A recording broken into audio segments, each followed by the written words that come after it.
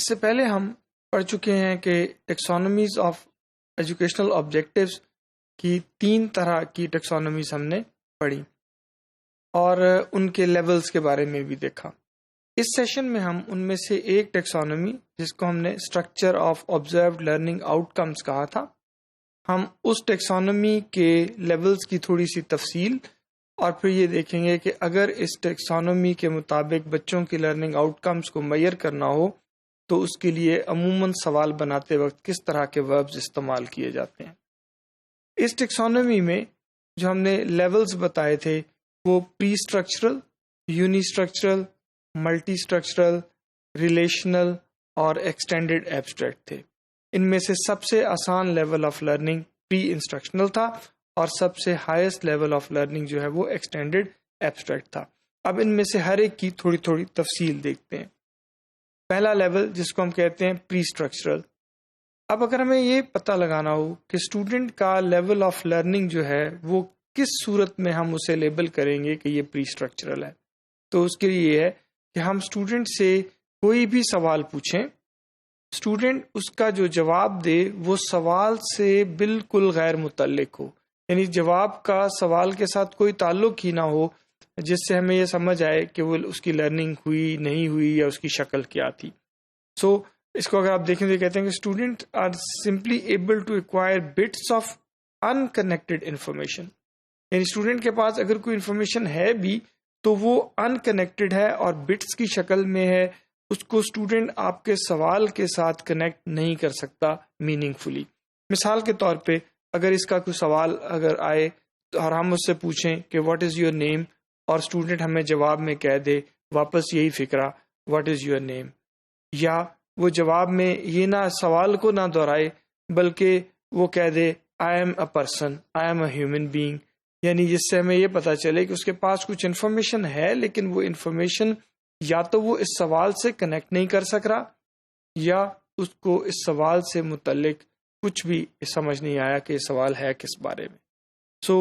Solve ٹیکسانومی کے لحاظ سے یہ لوئسٹ لیول آف لرننگ کہلائے گا جس میں کہ اسٹوڈنٹ کا جواب بالکل ان کنیکٹڈ ہوتا ہے۔ یہ آپ مثال سے سمجھنا چاہیں تو دیکھیے یہ بالکل اس طرح سے جیسے آپ کو تصویر سلائیڈ میں بنی ہوئی چیزوں سے نظر آ رہا ہے کہ اس کو کھڑکی، دروازے، چھت، دیوار، ان چیزوں کا ہو سکتا ہے علم ہو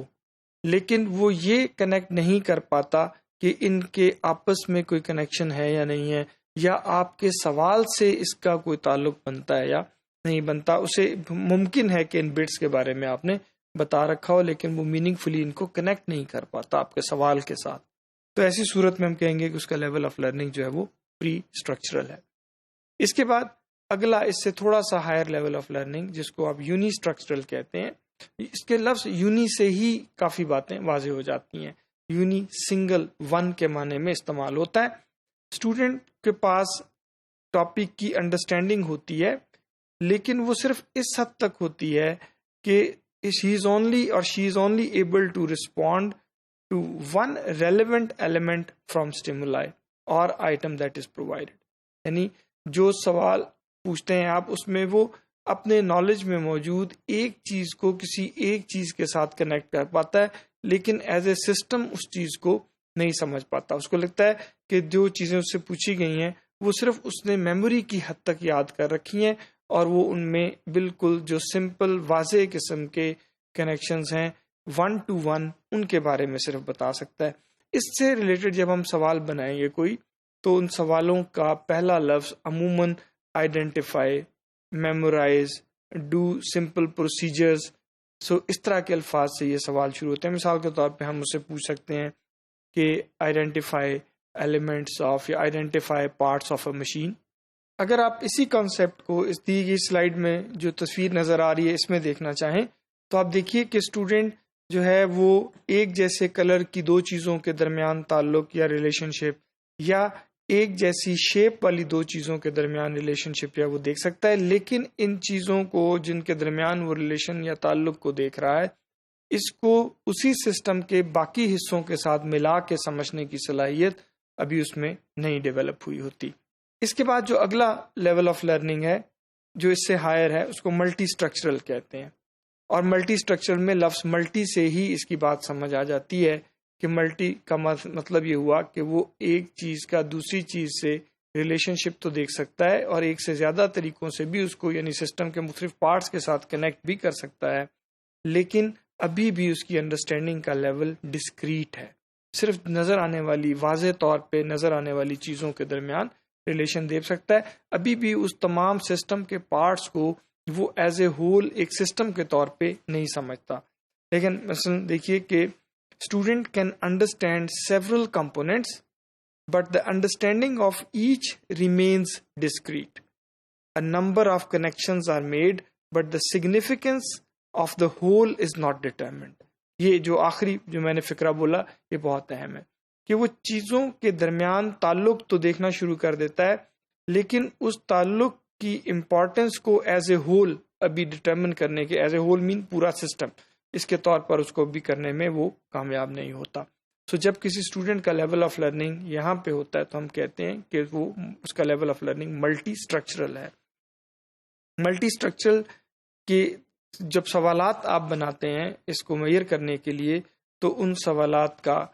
جو پہلا لفظ ہے یا ورب آپ کہہ لیجئے، وہ ورب جو ہے وہ انیمریٹ، کلاسیفیکیشنز کرنا، ڈسکرائب کرنا، لسٹ کرنا، چیزوں کو کمبائن کرنا،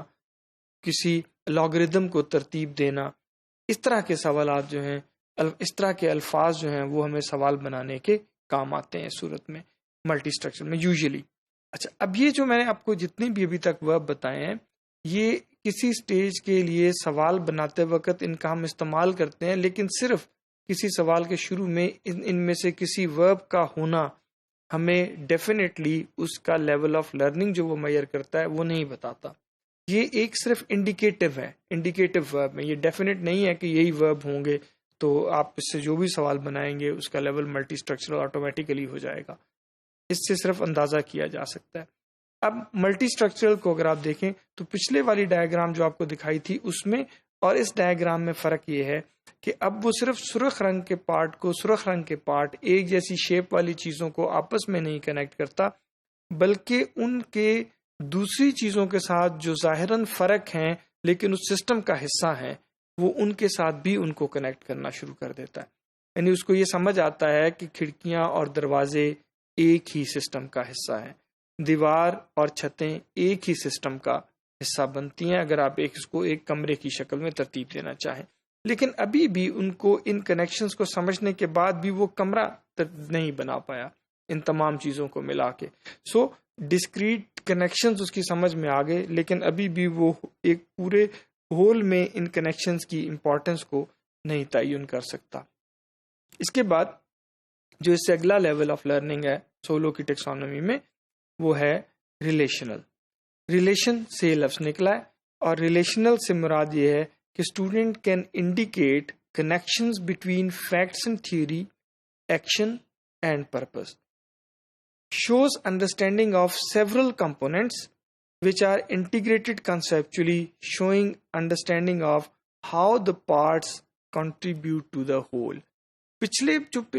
لیول کی ڈسکرپشن تھی اور اس لیول میں جو ہم نے ڈسکرپشن دی، اگر آپ دیکھیں تو کی ڈفرنس یہ ہے کہ اب وہ اسٹوڈنٹ جو ہے اس کی انڈرسٹینڈنگ اس حد تک ہے کہ وہ ان تمام پارٹس کی ایک ہول میں کنٹریبیوشن، جو مثال ہم لے کے چل رہے ہیں نا، اگر اس میں ہم دیکھیں تو ہم ایک کمرے کے پارٹس ہیں جو شروع سے میں آپ کو دکھا رہا ہوں، یہ کمرہ ایک سسٹم ہے۔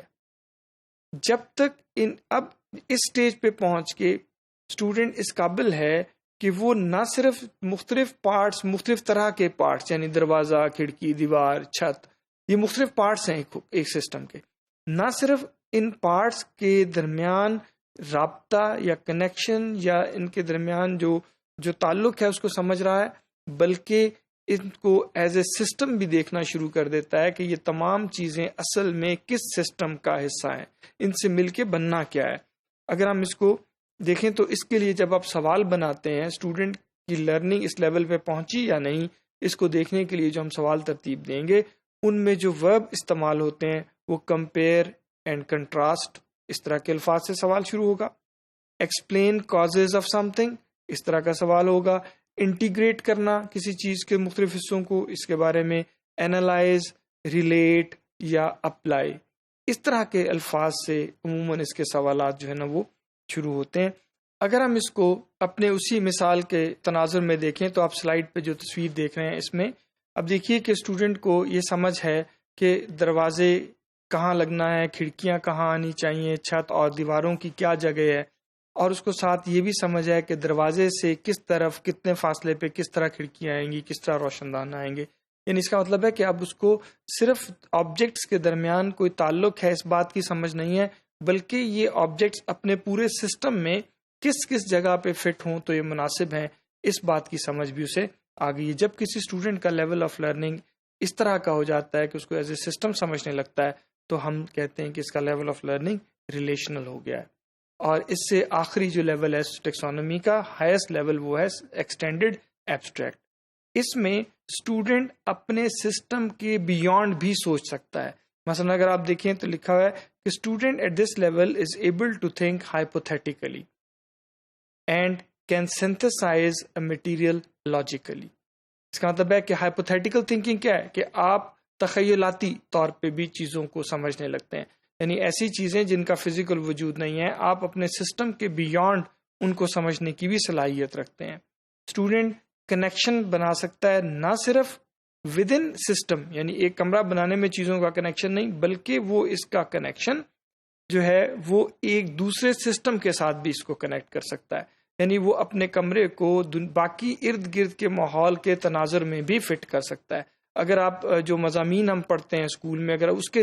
تناظر میں دیکھیں تو میں یہ کہوں گا کہ ایک بچہ جو میتھمیٹکس میں کوئی کانسیپٹ سمجھ لیتا ہے تو اور اگر وہ اس قابل بھی ہو جائے کہ اسے یہ پتہ چل جائے کہ میتھمیٹکس کا یہ والا کانسیپٹ سائنس میں کون سی جگہ پہ استعمال ہو سکتا ہے، سائنس میں کہاں فائدہ دے سکتا ہے،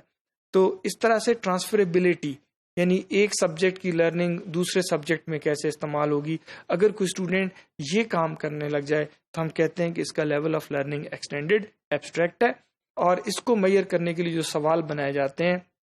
ان کے شروع میں اکثر جو ورب آئے گا اس میں تھیورائز، جنرلائز، ہائپوتھائز، ریفلیکٹ یا جنریٹ، اس طرح کے ورب سے عموماً اس کے سوالات جو ہیں ان کا آغاز ہوتا ہے. اور اگر آپ اس کو اپنی اسی مثال کے تناظر میں پھر دیکھیے تو اب وہ جو کمرہ اس نے بنایا تھا وہ اس کمرے کو صرف ایک کمرے کے طور پہ نہیں بلکہ وہ اس پورے لیونگ انوائرمنٹ میں